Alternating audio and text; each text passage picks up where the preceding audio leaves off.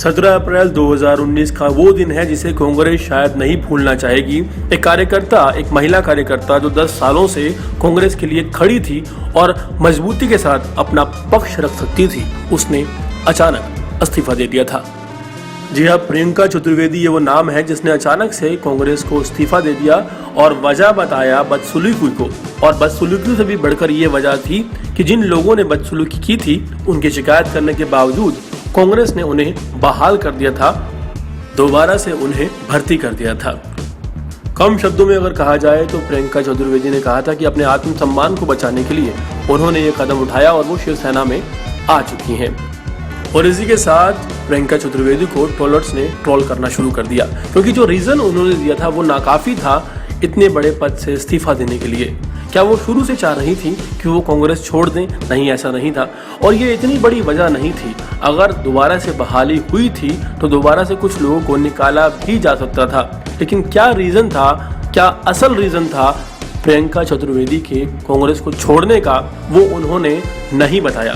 ना उन्होंने ट्विटर पर बताया और ना ही उन्होंने किसी मीडिया में इस तरह का बयान दिया। लेकिन आज हम आपको सच बताने जा रहे हैं कि आखिर क्यों प्रियंका चतुर्वेदी ने झूठ बोलकर इस्तीफा दिया। वो चाहती तो सच भी बोल सकती थी।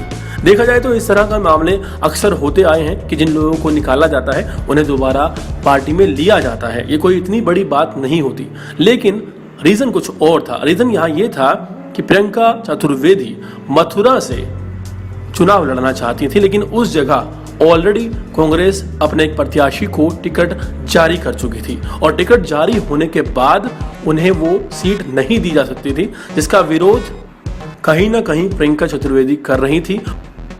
मथुरा की सीट ना मिलने के बाद प्रियंका की चॉइस थी मुंबई की सीट। लेकिन मुंबई लोकसभा सीटों की अगर बात की जाए तो वहां पर 6 सीटें हैं, जिनमें से 2 सीटें पहले ही कांग्रेस पार्टी महिलाओं के नाम कर चुकी है।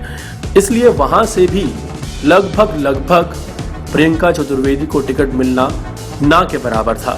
इसके बाद एक और रणनीति बनाई गई कि प्रियंका चतुर्वेदी को कहीं और से टिकट दिया जाएगा। लेकिन प्रियंका चतुर्वेदी ने एक मुद्दा बनाया इस बात को कि जिन लोगों ने मुझसे बदसलूकी या बदतमीजी की थी उन्हें वापस दोबारा से भर्ती कर लिया गया है, इसलिए मैं कांग्रेस छोड़कर अब शिवसेना में आ रही हूँ। दरअसल उनकी मंशा कुछ और थी और वो मंशा उन्होंने खुलकर सामने नहीं रखी और एक छोटी सी रीज़न के चक्कर में अपना जो है कांग्रेस का 10 साल का त्याग कर दिया। और इसके बाद अभी तक वो खुलकर ये नहीं कह रही हैं कि उन्होंने क्यों कांग्रेस पार्टी का दामन छोड़ा और साथ ही साथ शिवसेना को ज्वाइन कर लिया।